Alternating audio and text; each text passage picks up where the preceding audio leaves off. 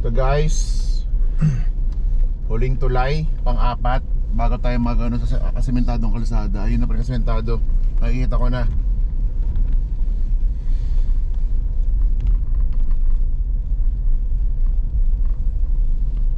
Labingat. Masyado matarik ah. Sobra. Dito na papanayan yata yung motor. Ay hindi, tama lang. May kanto lang. Pero madulas to. Diba? Oh. Uy! Kaya nga, oh. Grabe, ang galing ni Kuya oh. Kembot lang, sapat na.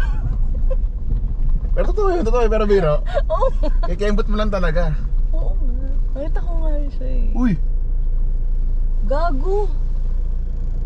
Ay, hindi, baka ka dyan ah. Saan yung kalsada? Wala kalsada? Tanong mo.